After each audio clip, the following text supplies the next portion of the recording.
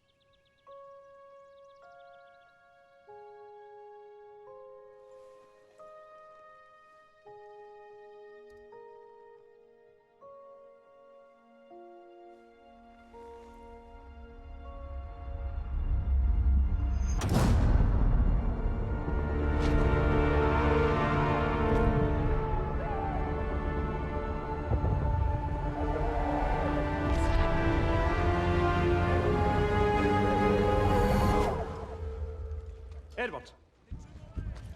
Sir. Townsend. Come on, you miss all the fun. All artillery! Fire! I've been looking at your papers. Don't worry about me, sir. I'm ready to do my bit for king and country. Listen, son, you find forward and reverse when you're told you'll do all right for me. Grab those, would you? Come and meet Big Bess. Woman of your dreams.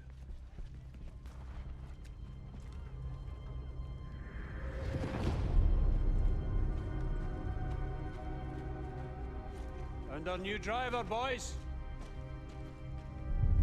Our first mission has us focus on the Battle of Cambrai and the tanks that played a major role in the operation. Around 476 tanks in total were deployed. Now there is a slight problem with the date given to us in the starting text, in that this mission states the British are preparing for a mass assault on the town of Cambrai to ensure a breakthrough. However, on October 8th, the Canadian 2nd Division entered Cambrai, and by the 17th, Allied forces would now be on the continued action known as the Pursuit to the Selle, where they had pushed German forces back to the Selle River, about 20 kilometers from Cambrai. Now, I'm not sure why they may have fudged the dates, but it could just be that this was all part of the 100 Days Offensive, which saw Allied forces break through the Hindenburg Line, and it became mixed in with the following operations after Cambrai. Another note I'd like to make is with our character's uniform. While there were some crew who wore jumpsuits, they would have been a khaki colour of the British uniform, not olive green. Alongside this, it's expected that you wore your standard battle uniform underneath too. Also, he's equipped with a German C-96 Mauser, which when they were first designed and released were popular with some British officers, but upon declaration of war in 1914 they quickly fell out of favour for obvious reasons. His standard sidearm should be the Webley Mark VI revolver, which was standard issue for a crew of a British tank. As we move on, however, I'm pleased to see that we're using the correct petrol tins Allied forces would have used, instead of a jerry can, which I have seen other games mistakenly use. Jerry can obviously getting its name from the fact that it was a German design, and eventually the superior design. These petrol cans were often nicknamed flimsies due to their delicate construction and tendency to leak. And then we get a good look at the exterior of the Mark V, and I have to say it's well modelled. It's the male variant of the Mark V as it has 2 6-pounder side guns, while the female variant had all machine guns. It also has the unditching beam at the top, which was used to give the tank something to grip on if it was stuck in mud. They would attach the beam to the tracks, and it would eventually travel round to the front to the underneath of the tank. We also have the white and red markings on the side to show that it's a British tank, as the Germans had captured and repurposed a few Mark IV tanks, which were almost identical. The only thing that I'm slightly perplexed on are these side protrusions on the tracks, as I've never seen these before in a Mark V. I could only guess there's something to give the tracks extra grip, but I'm not sure if these were actually deployed. If you know the answer to this, please let me know in the comments. As we move inside the tank, it is again very well modelled, although probably just a bit too spacious, as these tanks were claustrophobic to be in. Also, some minor corrections. The crew represented in the game is only 4, however the Mark V would typically have a crew of 8, sometimes even up to 11 men in a very cramped and hot environment. I would also point out our driver should be wearing his leather cap and face shield, not only to protect his head from the extremely bumpy ride in this tank, where smacking your head into the interior was not uncommon, the shield would also somewhat prevent you from getting blinded by shrapnel, should the hull take damage. Riding in the Mark V was not a comfortable experience at all, and an initial design flaw had a pretty detrimental side effect. The engine's cooling system essentially meant that there was little to no airflow inside the tank, so because of this, the engine's poor exhaust system would often pump carbon monoxide around the interior, and a lot of crews would fall unconscious due to poisoning. As we move in game, I would say the tank should probably be moving a touch slower, as its 150 horsepower engine gave an average speed of just 5 miles per hour. Also, the crew are having somewhat of a loud conversation in here, but in reality the engine would produce so much noise in this confined space that you could barely talk. A lot of crews would just work with hand signals or simply shouting at the top of their lungs. Now as the attack begins, we let the infantry go first and then we follow.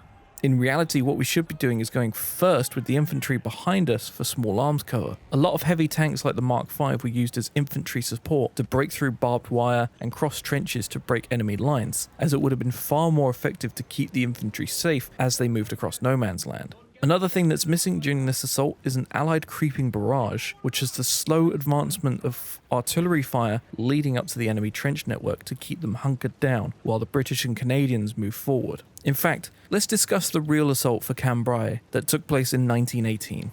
As I've mentioned, the Battle for Cambrai was one of the many assaults as part of the 100 Days Offensive. Cambrai was heavily defended by German forces, but was also surrounded by man-made canals, which added difficulty for the breakthrough for infantry and tanks. These canals were also guarded by concrete machine gun posts and barbed wire. To take Cambrai, Allied forces would have to cross the Canal du Nord to the west of the city, then seize the heights of Boulogne Wood. These objectives would be quite hard to capture, as the Germans had flooded the surrounding area. Now these two objectives were actually given to the Canadian Corps under the leadership of Lieutenant General Arthur Currie, who spent the latter half of September 1918 planning the attack.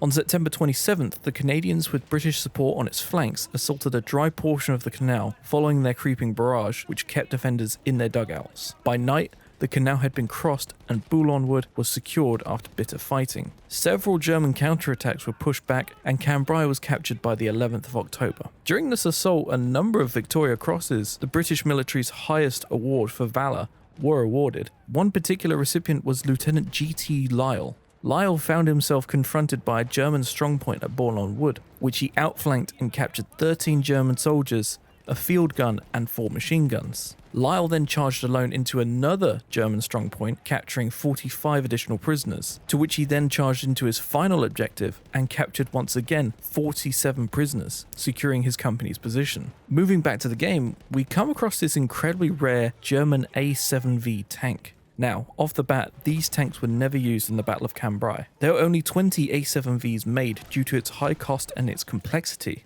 In fact, these tanks only saw operation in limited cases. First used at St. Quentin Canal in March 1918, where 3 of the tanks broke down before getting into combat, and the last 2 had assisted in stopping a British breakthrough in the area. They were also used in April 1918 at Villers-Bretonneux, 15 tanks in total. 2 broke down en route, but the remaining 13 broke through the British lines. The first instance of tank-on-tank combat took place during this battle when 3 A7Vs met 3 British Mark IVs. During this combat, 1 British Mark IV took heavy damage and pulled back, but another managed to take out one of the A7Vs with its 6-pounder gun, causing the remainder of the tanks to pull back. Other instances of the A7V's deployment were at the Battle of the Aisne, the Second Battle of the Marne, and its final use in October 19 near Huy.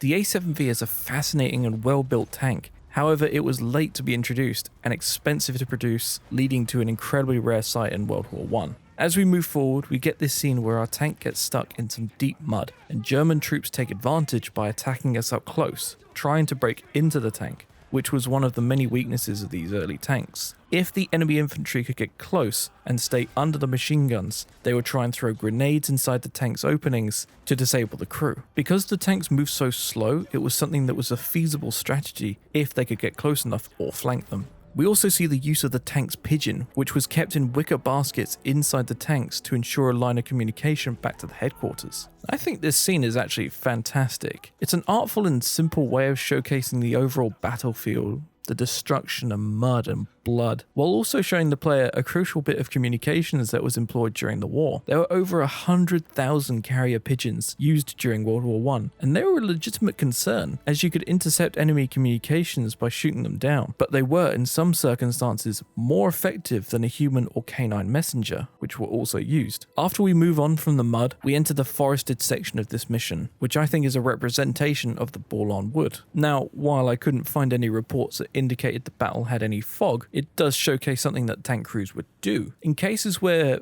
visibility was poor, the tank commander would exit the tank and guide the tank through whatever was in front of them, as the driver's vision from the tank was very poor. The only difference in game is that it's us, the driver, who exits and guides us through rather than the commander, but I don't think that's a massive problem, considering the commander is injured. We're once again shown that our character has a Mauser C96. I'm unsure why. As I stated, he should be using a Webley Mark VI revolver, which was standard issue. My only reasoning as to why he has this is probably because he looted it off an officer, perhaps. There are a couple of weapons shown here that are of interest, actually. The first one we pick up is a German MP-18, which was first produced in 1918 for use in trench clearing and is one of the first few submachine guns we'll see in the game. It was given to German assault troops, and while it wasn't particularly common, it did see action, and just under 30,000 were produced. Another weapon we pick up is the American Remington Model 10 with the 1917 bayonet attached, although it looks a little shorter. But these were produced for US soldiers and again used for trench clearing. Interestingly, the Germans found these weapons to be unfair or inhumane, but I believe that stems from their propaganda campaign to portray the Americans as savages or brutes. Later on, we find one of the first questionable weapons, the Hellriegel 1915 Sturm, as it's labelled in the game. Another submachine gun, and this is based on an Austro-Hungarian prototype weapon under the same name. As far as we know, however, this weapon never left its prototyping phase. There are numerous pictures of the weapon being fired and tested, but there is no evidence to show that it was ever mass manufactured or even deployed. One other thing I'd like to bring up is the mixing we see of German helmets. You've probably noticed that some are wearing the Stahlhelm and some are wearing the Pickelhaube. Now, I'm unsure on why this is the case in the game, as the Pickelhaube was removed from all but ceremonial use by the beginning of 1916, as the newer Stahlhelm was better for shrapnel protection. Now, in this segment, we approach what I would assume is the representation of Boulogne Heights. And there's again some interesting aspects represented here. First of all are these sentries that are wearing armour. While not typically styled like this, German stormtroopers and sentries did wear body armour in limited cases. In fact, all sides of the war experimented with body armour of some kind, in a sort of callback to medieval knights in a way. With the introduction of tanks, these experiments were less common, but up until that point, many countries such as Italy and Germany would try out various types of body armour and try and better protect their men against small arms fire. Another interesting aspect is that we see a captured Renault FT tank being used by the Germans. And while this did happen, Germany captured around 1,700 FTs over the course of the war. They weren't used in combat roles that often due to their poor trench clearing ability and small armaments. It's interesting to see though, and another aspect which is pretty accurate in some regard. Following on from this point, we essentially enter the fabricated aspect of this story, as I don't believe anything we see in the next two segments are based on actual events. This segment has us arrive at a small village at night where we see Germans have captured a number of Mark V tanks. Now, in reality, the Germans never captured any Mark Vs, however they did deploy around 40 Mark IV tanks, which they called Beuterpanzerwagen, essentially meaning looted tanks. So again, while not totally accurate with the model, this did happen in some circumstances, and interestingly, the Germans captured their first Mark IVs during the First Battle of Cambrai in 1917, so it's perhaps where the confusion may have come up in the writing. Out of all the weapons I picked up during this mission, I initially had issues with this one, an M1903 rifle with a silencer and sniper scope. Now, before I fully looked into this, I thought this was a Vanguard scenario. The devs just adding random attachments to these weapons to better appeal to modern audiences. But that's not exactly the case. In 1906, Hiram Maxim, the son of the inventor of the Maxim machine gun, set up his own engineering company and began developing a series of designs to moderate sound, eventually settling on one that featured a series of baffles. He would file his patent in 1908, and by 1910, Maxim was selling a successful range of silencers, and following on from this, he focused on the military market and began working on a model for the new Springfield M1903. In 1910, Springfield Armory tested the Maxim silencers and were impressed by the resiliency and the fact that accuracy was maintained. By 1915, Maxim had improved his version of the silencer, and the Army purchased Model 15 for testing. By the time the USA joined the war in 1917, an order was placed for 9,100 silencers, and they were to be deployed with the M1913 Warner and Swayze musket sights for sniper use, which is the exact configuration we have in game. Now, while sources vary, it's believed only around 150 to 200 of these configurations were used, and they were incredibly rare. So, while this rifle appears in a random French village in a windmill is a little odd, its mere existence is not completely out of question, which makes me a lot happier about its implementation in game. As with Vanguard, they were just slapping any old attachment that vaguely fitted their timeline, whereas in this, they seem to have at least researched feasible attachments that may have appeared on the front lines. While incredibly rare, they did at least exist. Now, as for the rest of this mission, it's a rather generic sneaking around portion, securing spark plugs for our tank. Again, nothing about this mission I believe is based on actual events, but it's a fun addition in some regard. The final segment of this mission has us assault a village, going against captured Mark IVs and FTs, eventually stumbling across a staging area, which I believe is referencing the many German counterattacks on Cambrai after its capture. While the number of enemy tanks is a little extreme with multiple A7Vs coming after us at the end, the final scene has our tank overwhelmed by German forces, and our commander destroys the tank to not only save us, but to deny the enemy opportunity to capture and reuse it. While not done typically like this absolutely did happen on both sides, with German and British crews destroying heavily damaged tanks to prevent the enemy from reverse engineering them and learning all they could about them. I think that for a first mission, this is a good start for the next set of storylines. While there are some problems with the timeline and the sheer number of enemy tanks, I think the balance between changes for gameplay is done for the right reasons. And when we look at what they did well in this mission, I think it far outweighs the problems. Nothing was done incorrectly for egregious or political reasons. The tanks are well modelled. The moment with the carrier pigeon, the attempt at representing one of the many battles during the 100 Days Offensive, all culminates in a very well-told storyline about one of the biggest advances in modern warfare, the increasing role of tanks that would play later in the wars to come. This is definitely a story worth telling. Hey, just a quick reminder, if you like this content and want to see more, don't forget to leave a like and subscribe. It really helps me out. Also, check out my Discord if you want to chat with fellow subscribers and use it as a place to hang out. Now, back to the video. Friends in high places.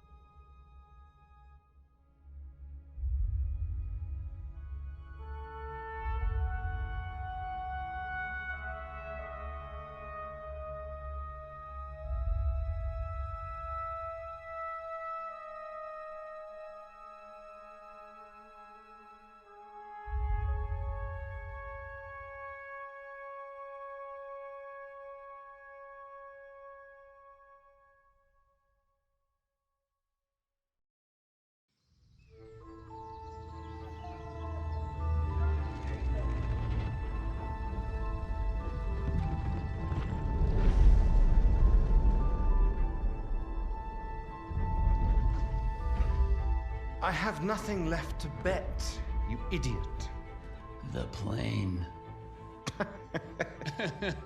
That's rich. Oh, why the hell not? I've got you beaten anyway. Yeah. What have you got?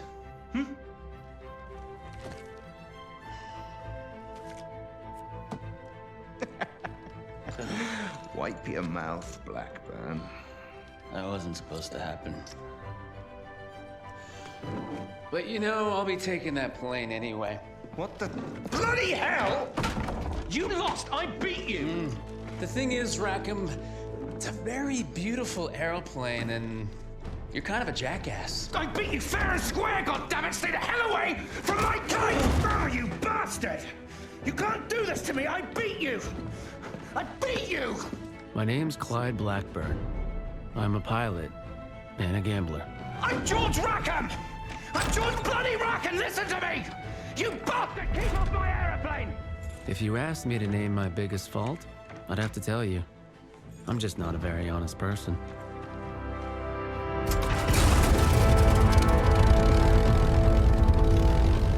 Welcome aboard! I'm Wilson, by the way. You must be George Rackham. Sure, I'm Rackham. I'm your guy.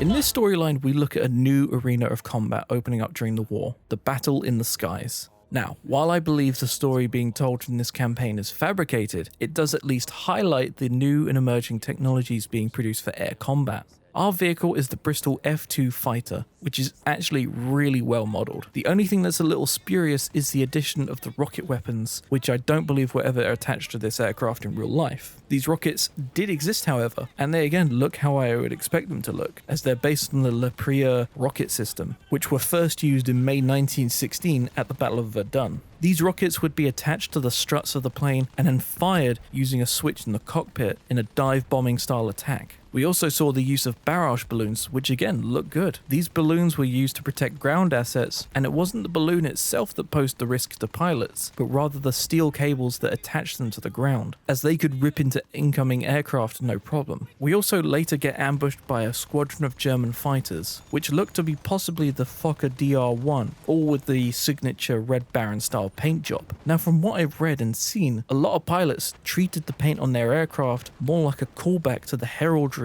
and chivalrous nature of the knights of the medieval era. Many would sport bright colours and patterns, not just this red paint style, and there would also be this unspoken code of ethics between pilots to act and fight honourably. There were cases where weapons were jammed and the enemy allowed them to clear it before re-engaging. I think in this case they've made all German fighters red to make it easier for the player to identify the enemy, and because it's quite an iconic look for when we think of World War I fighter races. At the end of this mission, we also see another primary use for the aircraft, which was reconnaissance. Having the ability to fly above enemy fortresses and trench networks allowed their positions to be studied and have the appropriate precautions made before engaging, and it was a critical function of aircraft during the war. France was actually the leader of aeronautical technology during this time, and the French army had incorporated cameras into airplanes from an early stage, with several squadrons of their Blériot observation planes. Now, using the pictures and information we gathered during this moment, we then have to assist our bombers in assaulting a hilltop fortress. Now, the bombers we're using during this attack on the fortress have me a little perplexed. We get a better look at them at the ending cutscene, but I'm unsure on what these are. I think the closest match I could find was the Airco DH-10 Amiens, but even that isn't spot on, so here's one for the audience. If you know what these planes are,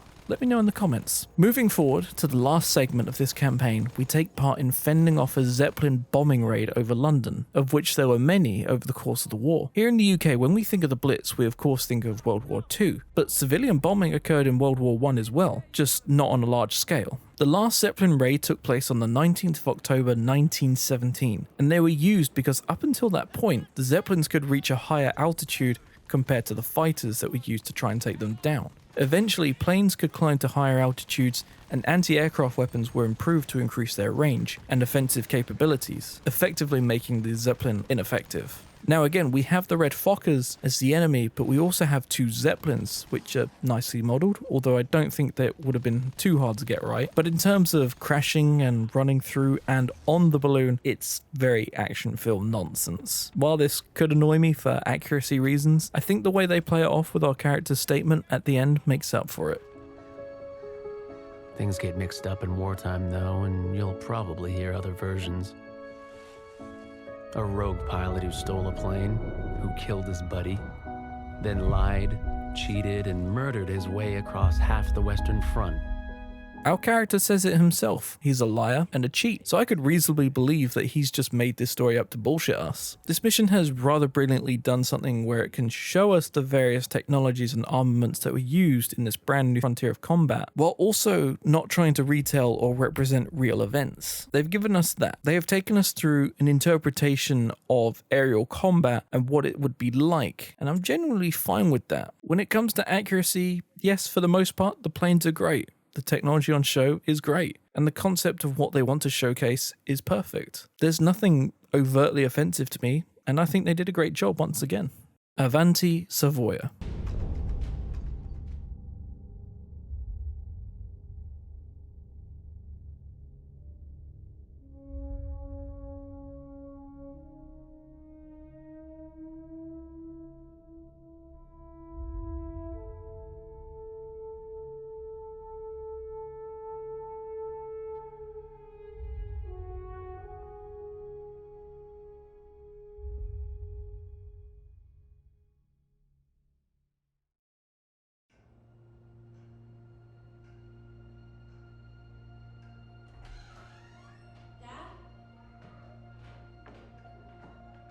You up there?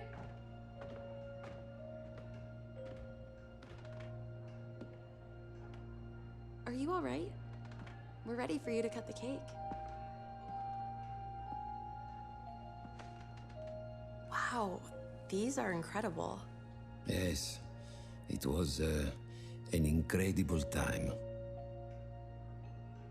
You looked very handsome in that uniform. That's not me, that's Matteo. Oh, of course. I'm sorry, Dad. Take as long as you need. No, it's okay, Tesoro. It's time I told you what happened to him. It was during our last battle together, just a few days after our 21st birthday. My brother's battalion had been ordered to capture a fort deep into enemy territory. I wasn't going with him. I was part of a special unit with a different mission. Our task was to support Matteo's battalion. We were a proud unit. We changed the war for Italy. The Arditi.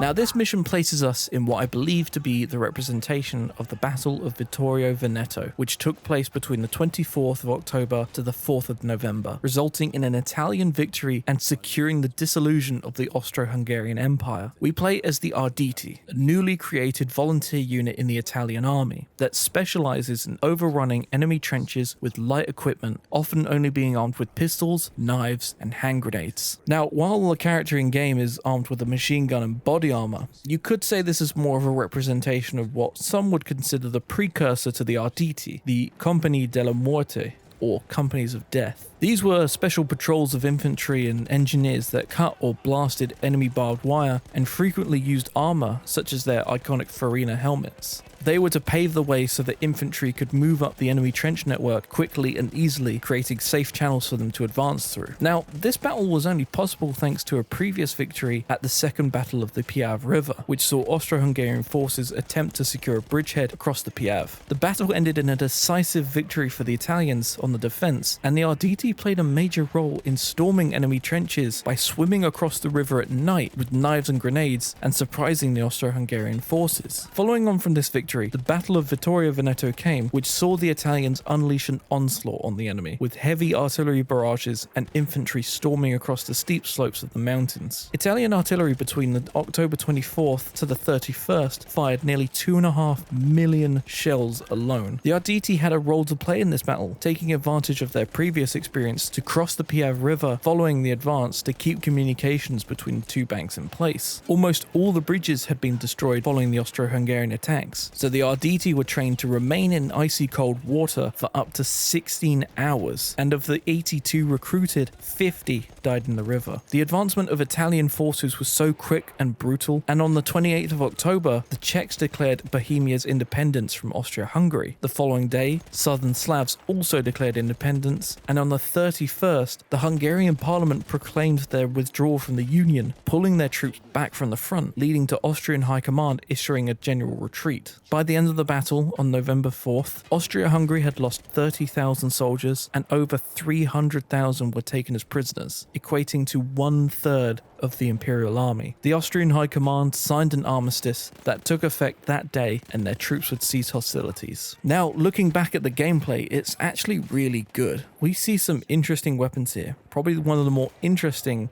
is the Villa Perosa. The Villa Perosa was literally 2 guns stuck together, and it was an Italian-designed submachine gun or aircraft gun. In reality, this gun was rather poor in a lot of aspects. The sighting was fixed and suffered from extreme handling issues due to its high rate of fire and lack of stock to securely fire the weapon. However, by 1917, the Arditi actually liked this weapon due to its lightweight and high rate of fire, making it a great weapon for suppressive fire compared to a heavier light machine gun. Outside of this particular gun, there isn't a whole lot to flag up really, from what I can see in this mission. It does a great job representing another front line that doesn't always get talked about when we look at World War I, which is interesting considering the impact this battle had on the course of the war. There is perhaps another thing we could analyze from this mission, however, and its underlying storyline. While we don't see it in the game, this battle is arguably one of the most important of all of World War I. However, our character doesn't experience it like that, and I actually like that. Throughout this mission, our goal is to find our brother who is fighting further up the front, and while all hell is enveloping around us, we always have that goal in mind. While our character is proud to be an elite volunteer in the Arditi, we also get a sense that all he wants is his brother, and that is something that is important to remember about World War I, the sacrifice. As it says at the end of this mission, empires fell during this war. The maps were changed forever, but there's always a human cost to these changes, and I think that's told in a great way here. This is a battle that saw the Austro-Hungarian Empire collapse. It effectively brought the war to an end just days later, but at an immense cost to all sides. This mission, I think, illustrates the human element behind each soldier, and while history may be made through their actions and sacrifice, what kind of price is that to pay? Arguably, World War I is one of the most largest pointless conflicts to take place, through the blindness of nationalism and imperialism. World War II was a war to end a genocidal regime. World War I was just the war of imperial egos and wasteful bloodlust. The Runner.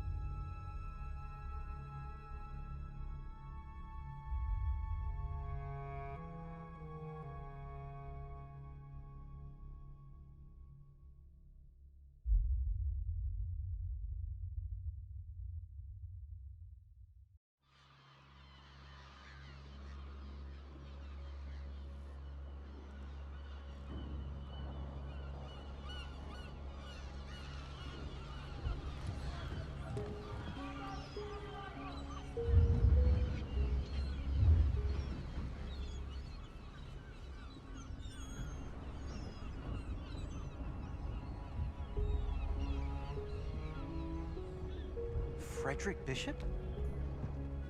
Oh, God. Hey, are you Frederick Bishop? Nope. He's dead, sorry. But isn't this your picture? I suppose so. Jack Foster. I'm your new charge. No, you're not. You have to take this kid off me. Of course not. He came all this way just to see you. Frederick Bishop, the pride of Australia. Been lied about his age to get past conscription.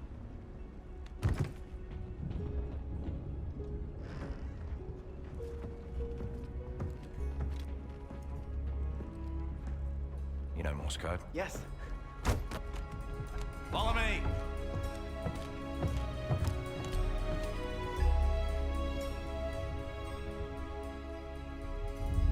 We're now thrown back to the early war at the Battle of Gallipoli. This campaign was an attempt to weaken the Ottoman Empire by taking control of the straits outside of Constantinople. In April 1915, the landings began, and the battle would last nearly 11 months. At Anzac Cove, the first wave of troops arrived at 4 AM, but faced steep ground for them to advance up, and while only 2 Ottoman companies occupied the positions above, they were able to inflict numerous casualties before they were overran. Anzac forces would also face terrain that caused many to get lost through ravines and dense scrubland, allowing the forces to become split up, slowing the advance. Casualties on the first day alone would be around 2,000 men. At Cape Helles, they divided the landings into 5 beachheads: S, V, W, X, and Y. The main landings were at V Beach, right underneath the fortress, with the beach littered with barbed wire, and the Ottomans, while limited in number, could still inflict heavy casualties on the landing troops from their positions. Eventually, the defending forces ran out of ammunition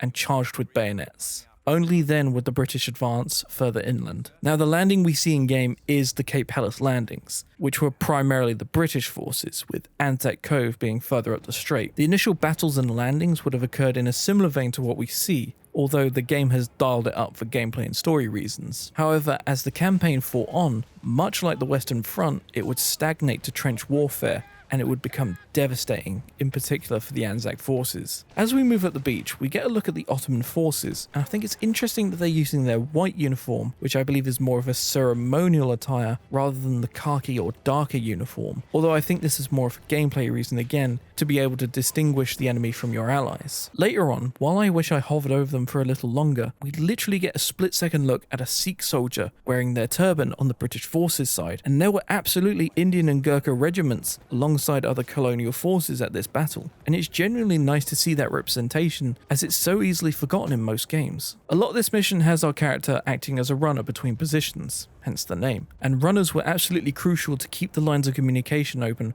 between headquarters and the front line. Much like how during the tank missions we used carrier pigeons, men would also risk their lives running to and from the front to ensure messages are relayed, and it wouldn't be until the adoption of radio communications would have become less of a requirement in the heat of battle. Now, while this mission particularly focuses on the initial battles of Gallipoli, once trench warfare had set in, the campaign became incredibly bogged down and near enough horrifying. Not only were troops killed in their thousands by advancing towards the enemy trenches and artillery, so many troops would become seriously ill from disease, such as typhoid and dysentery. Throughout the campaign, 145,000 British troops would fall ill, not including Commonwealth soldiers. These men had to be evacuated to hospitals in Egypt and Malta daily. Nearly 3% of the troops evacuated would die from their illness, compared to 0.9% on the Western Front. Not only was sickness a fact of life during this time, but the corpses that laid in the sun in no man's land made the front line reek of death. And at certain points, British and Ottoman troops would call a momentary ceasefire just to clear the dead, only to continue fighting moments later. Gallipoli overall would be a hard-fought Ottoman victory and a defeat for the British, with over 110,000 men killed over the course of the campaign and just over 220,000 wounded. It was a brutal fight. Its significance is felt strongly by the Australians and New Zealanders, who regard it as almost a baptism of fire as their first real independent operation alongside British forces. And while the character of Bishop isn't based on one particular person, I think it serves as more of a representation of the bravery and tenaciousness that a lot of Anzac forces had during this battle, as a means to prove themselves. He acts as a pillar of pride for the Anzac forces, and his sacrifice at the end really embodies the overall sacrifice countless Australian and New Zealanders gave, not just for the Empire, but for their homes and their newly found self-identity built around these nations. While what we see in the mission isn't exactly how things unfolded, I accept that liberties were taken to present us with a decent story and a representation of what the Anzac identity really is. Nothing is written.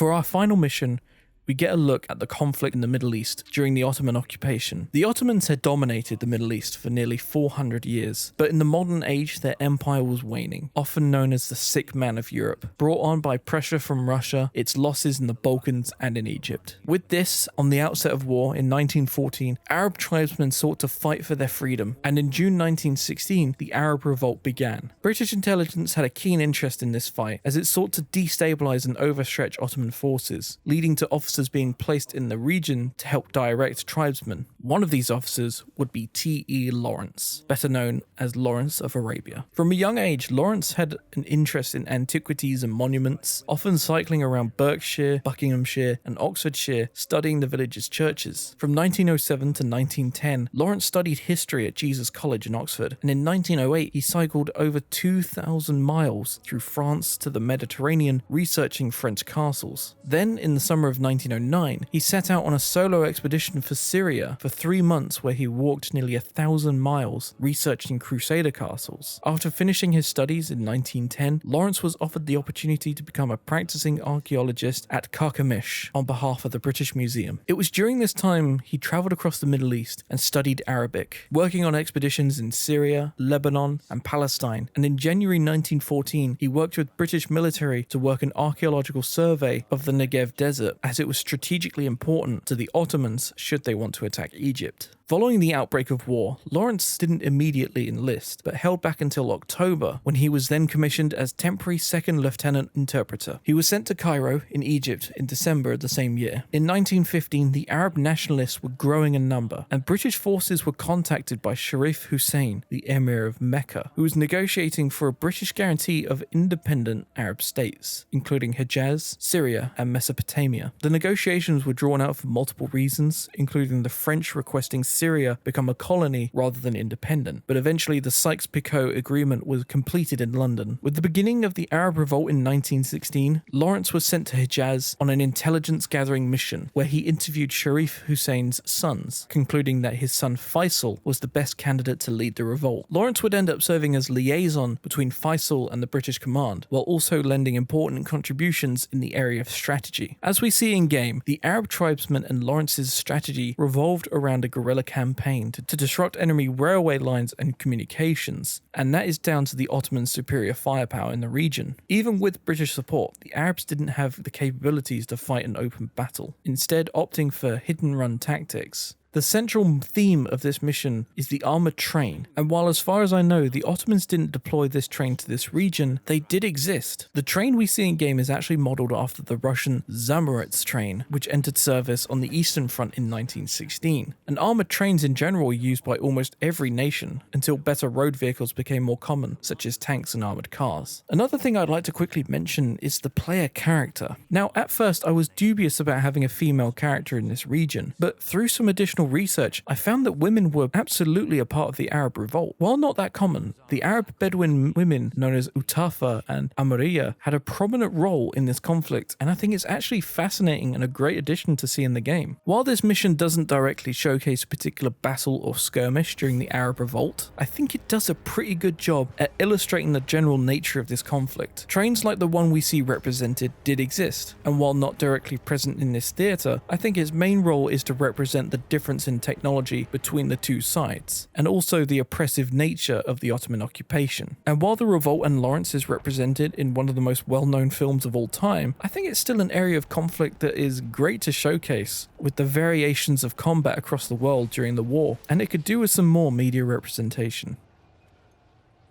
World War I is a difficult war to make a game about. If DICE wanted to get it dead on with accuracy, they would have simply have you stand in a trench for hours, line up following an artillery barrage, go over the top and get shot within 10 seconds. But instead, what they've done is taken us to the less conventional areas of conflict, showcasing the newest technologies, the bravery of volunteer forces, and the new ways to fight following the turn of the century. While they've thrown in a few experimental or uncommon weapons here and there, I think it's necessary to make the game a bit more interesting and varied, which I can allow. The weapons shown throughout the missions all technically existed around the time that they're meant to be showcased. The vehicles are beautifully modeled, the maps look amazing, and it feels like there was real effort to take the game, and it feels like that there was real effort taken to make the game fun and reasonably historically accurate. World War I is a conflict that's rarely shown in a game due to its static nature, but I think what DICE has done here is a really well thought out and far cry from some of the other titles we've seen in this series so far.